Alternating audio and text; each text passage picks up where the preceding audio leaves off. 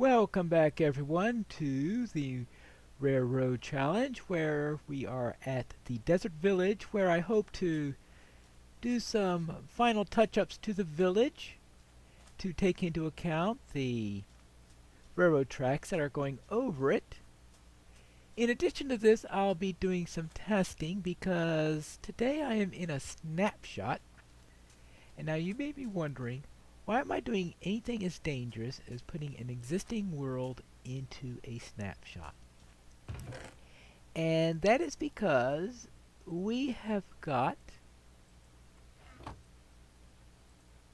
a new thing that's been added in this snapshot, and that is sandstone walls.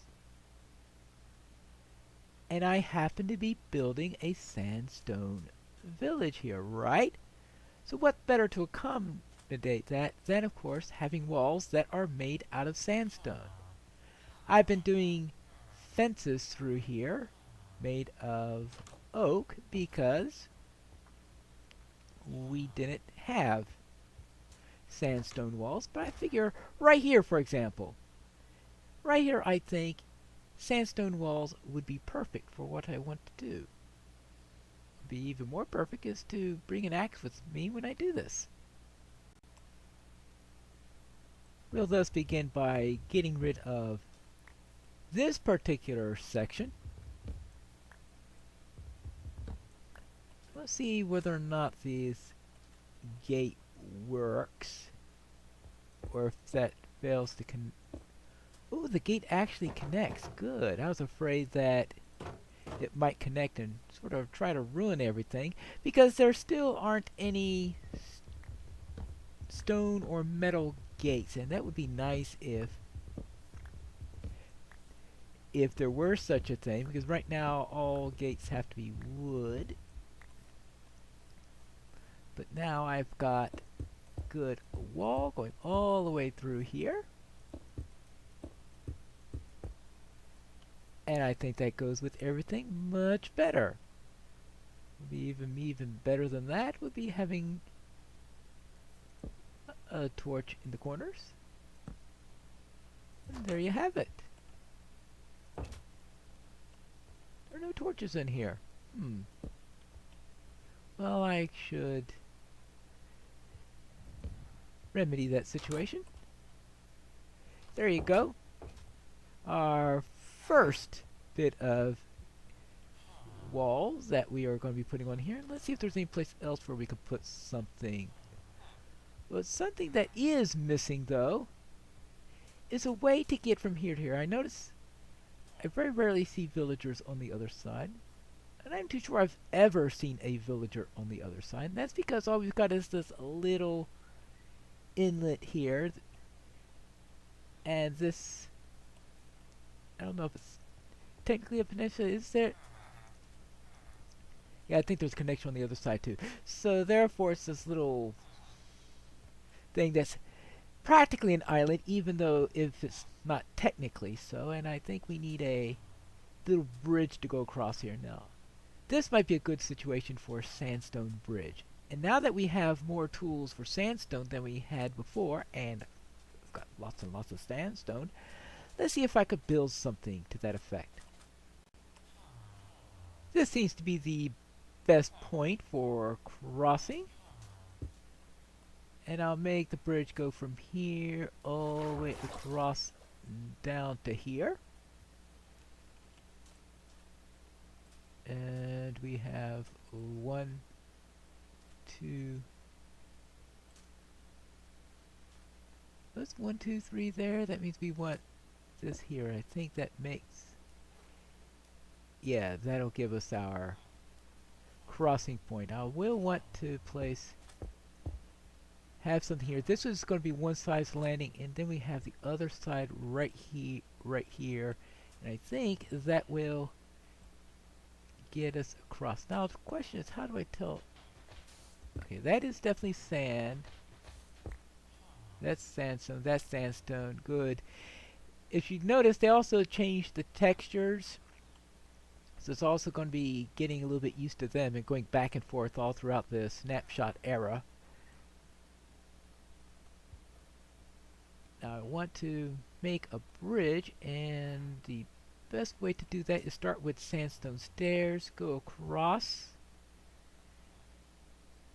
and then down to the other side, and then put some pillars. In other words, something similar to what I did there, I guess. What I'm doing is having a regular stair there, then an upside down stair there. Then I'm having 1, 2, 3, then a full. So you can see I have 1, 2, 3, and a full from here. I'm doing the same thing over here. That way I could maintain symmetry, even if I don't have the perfect, because I think I got a pretty uncomfortable size situation here, and then that leaves only 2 in between. Yes, not the ideal length for the span, but you can never get exactly what you need when it comes to span lengths. There you go. And of course that's true in Minecraft, maybe even more true in Minecraft than in real life. I'm sure that would be the case. There you go, there you go, there you go. And of course take care of the underside so that we don't have anything that looks a little bit off.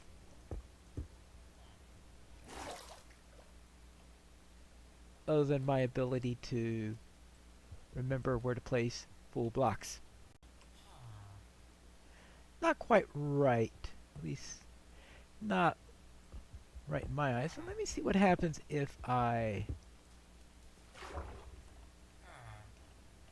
make sure I don't go around removing those blocks when a villager is on the bridge. That wouldn't be nice.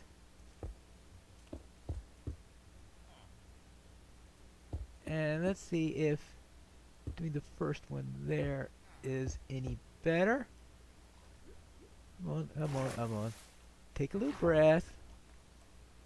There you go. And nope. Alright, let's check the other side.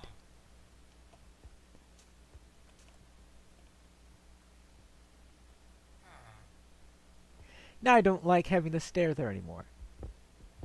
Anyway, it looked a little bit funny with the texture that was on top. That is better. Looks rather silly going down and then going back up. Oops. And yes, don't go around breaking the support to our bridge.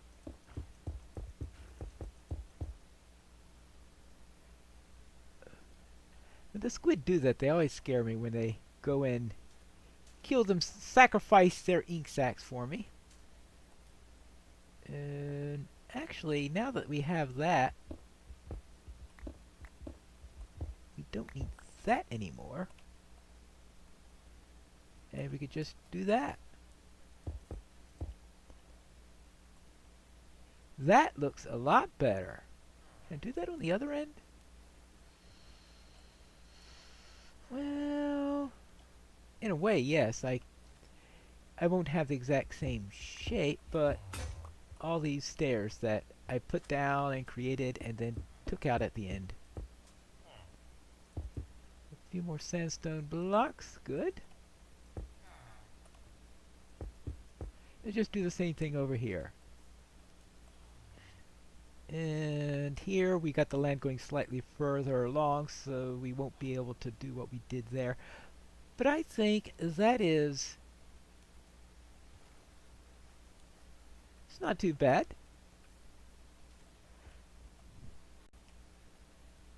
Now, should the walls on the side be made out of sandstone, or should they be made out of oak?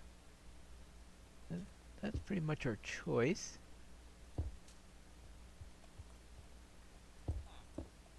Since we're dealing with a sandstone town here, maybe like that. For now I'll take this off, but I may return it.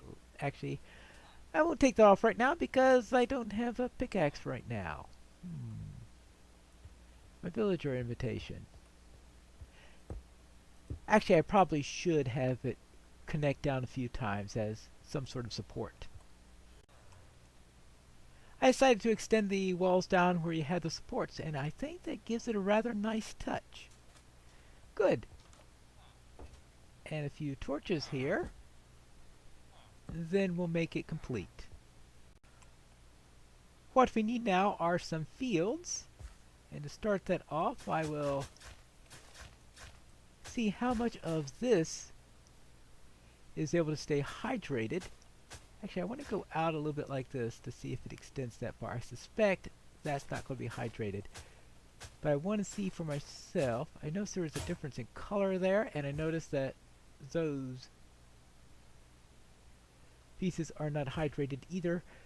Therefore, I'm going to need a little bit of water here and there in order to keep these plants growing. Let's go here. 1, 2, 3. 1, 2, 3. 1, 2. Yeah, perfect. There we go. That could be our sequence for that. And now I should be able to put some water in it and be able to keep the soil tilled. Before I plant the crops, I want to make sure what they were growing here, so that I have the same types of crops at the new village that I had at the old. Looks like we have carrots here. Yes, so I'll bring some carrots over. Is that the only thing that's here? I think that looks like carrots also. So that'll be carrots. This looks like wheat. Definitely wheat. More carrots. And I think that takes care of... Is that all the crops? There's another set of crops over here. Just want to make sure that we have the same type of stuff over there so that when I bring the farmers over, they will be used to whatever's growing there. This looks like wheat and carrots.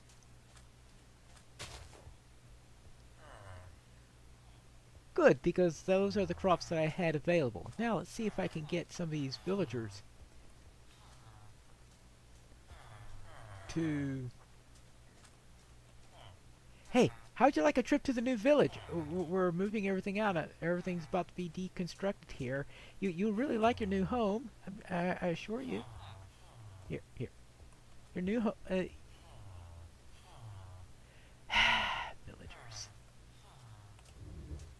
There you go. There you go. Bye-bye. Have fun at your new house. Now look at that. Nice and hydrated. Except for that one over there. We've got one outlier, but other than that, everything is hydrated. And of course, this is the only one that is not close to another piece. Because that is 1, 2, 3, 4 away. Looks like everything that's else is... Actually, that one's within 3. That one seems to be fine. Well, whatever. Let us now follow with what we had here. Let's add some wheat here. And then I'll put carrots into the next row. And I'll alternate them.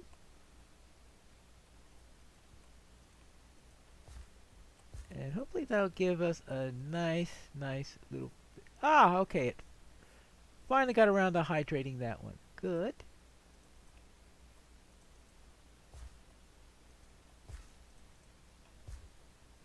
And we can finish up with a little bit right here.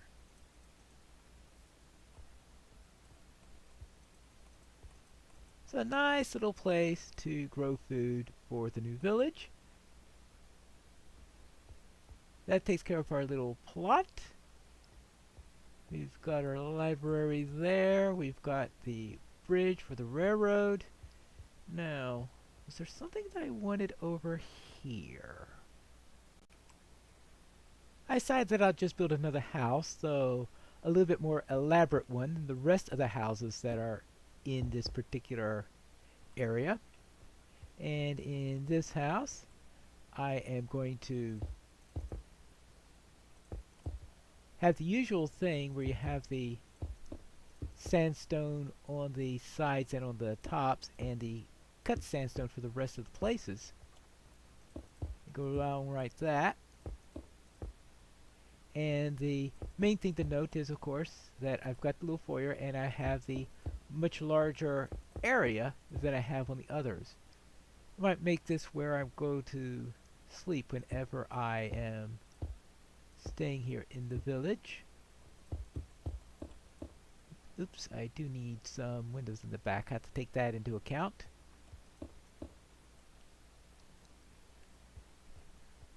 But that's where I'll go. Let's see, we could use probably windows there, and windows there would be great for that. There you go. Much better. That fills that in. Therefore, that gives us a new house there and a garden that seems to be growing. I still need to move over a couple more villagers before the move is complete.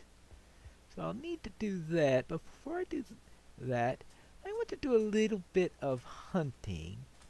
And by hunting, I mean make myself a crossbow and test it out. After all, if I'm going to play around with the snapshot, I might as well see if I can do any work with... Go! I think I found all the right requirements for a crossbow. There you go. An iron ingot, 2 pieces of string, 3 sticks, and a tripwire hook. There you go. 1 crossbow. I already have some arrows because I have this bow here. Now, it's a power 4 bow, so there's probably not much advantage of using a crossbow over a power 4 bow, because the main advantage of a crossbow is that it is more powerful. But of course, I think that's only compared to a regular bow. I want to see though is if I can hit anything. Maybe I should go and see if I can find some. I didn't know about this place. Yeah, let me... Well, that probably isn't going to help me find anything down here all that much. Yeah, I just wanted to make sure that I wasn't going to go and have it fall on me after I went down it. Let me give it some light here, then I'll go up, sleep, and then we could go down when hopefully the world isn't going to be as dangerous. I suppose a more dangerous world would give me more opportunities to hunt, but considering that I would most likely wind up blowing up a building by getting too close to a creeper if I did that, I think for now I'll take the...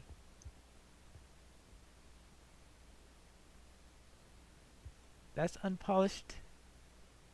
I like the unpolished diorite more than the polished diorite, if you ask me. Well, I'll have to keep that in mind for the future.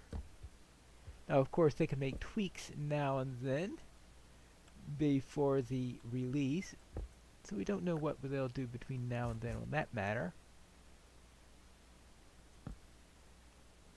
Down there, down there.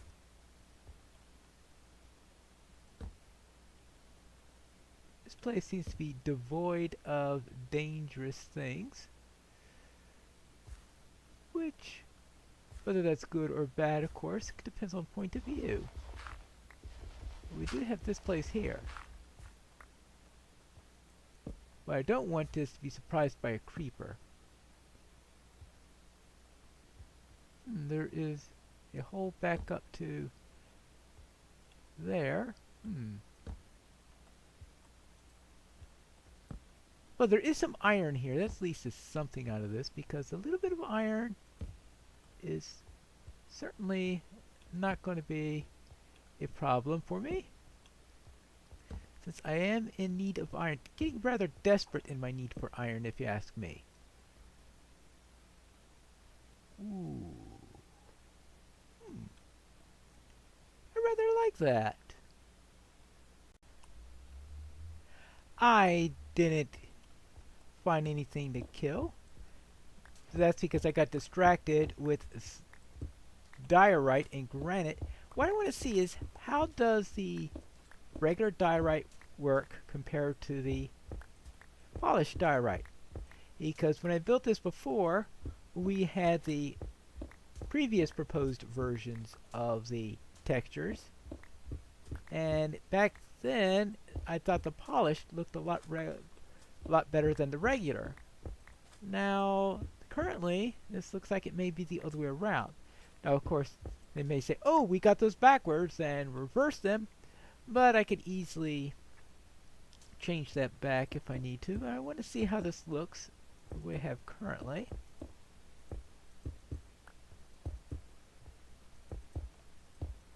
And here we go. In this context, it doesn't look as great as I thought it would, but it's nice to do a little experiment. Let's see how that looks.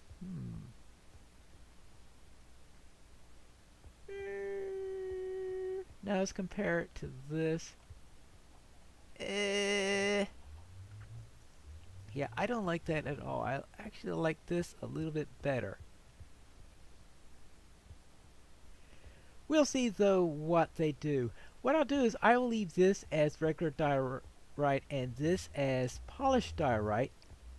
Then when we have the next few snapshots, I'll see how they're developing. And when we get closer to release, I could decide which of these I want to keep and which one I will change. But I do like how the polished andesite looks right now. That's good.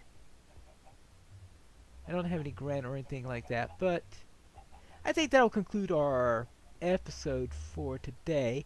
Next time we are going to, how about if we could get the track all the way down to the end, to the second location? That will be tricky, but let's see what we can do about it when we return for the next episode of the Railroad Challenge.